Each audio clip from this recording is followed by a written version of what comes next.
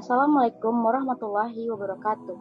Perkenalkan, nama saya Afiza Teorani, nomor BP 1911051004 dari kelas 3 PJJ. Jurusan Teknik Sipil dari program studi D4 Perancangan Jalan dan Jembatan Politeknik Negeri Padang. Baiklah, saya akan membacakan tugas tentang Project Citizen yang berjudul Hak dan Kewajiban sebagai Warga Negara Indonesia. Saya akan menjelaskan yaitu apa itu hak dan apa itu kewajiban. Hak adalah sesuatu yang mutlak yang dimiliki oleh setiap orang dari sejak lahir dan penggunaannya tergantung pada pribadi masing-masing. Sedangkan kewajiban adalah salah satu yang harus dilaksanakan dengan penuh rasa tanggung jawab. Warga negara. Pengertian warga negara, menurut Kamus Besar Bahasa Indonesia, warga negara adalah penduduk sebuah negara atau bangsa berdasarkan keturunan, tempat kelahiran, yang mempunyai kewajiban dan hak penuh sebagai seorang warga dari negara itu. Cara memperoleh kewarganegaraan Indonesia. Yang pertama, karena kelahiran pertama dibuktikan dengan adanya akta kelahiran. Yang kedua, karena pengangkatan adanya kutipan pernyataan sah buku catatan pengangkatan anak asing. Yang ketiga, dikabulkannya permohonan, yaitu adanya petikan keputusan Presiden tentang permohonan tersebut atau tanpa pengucapan sumpah dan janji setia.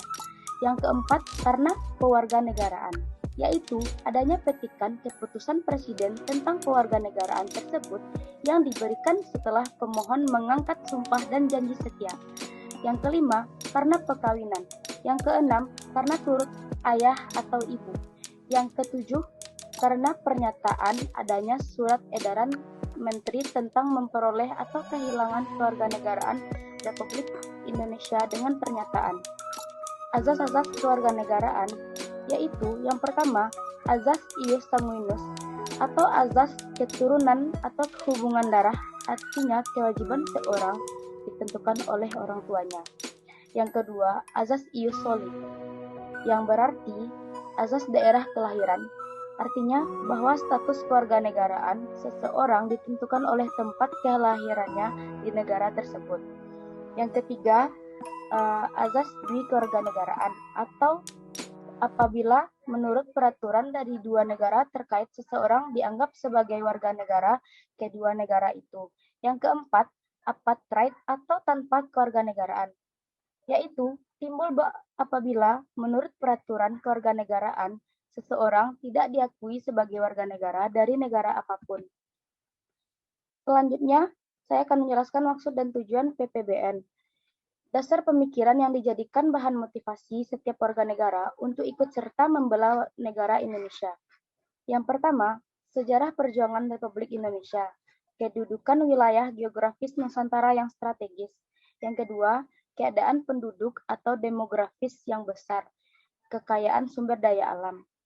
Yang ketiga, perkembangan dan kemajuan iptek di bidang persenjataan. Dan yang keempat, kemungkinan timbulnya bencana perang. Sekian penjelasan dari saya. Apabila ada kata salah, saya mohon maaf. Terima kasih. Assalamualaikum warahmatullahi wabarakatuh.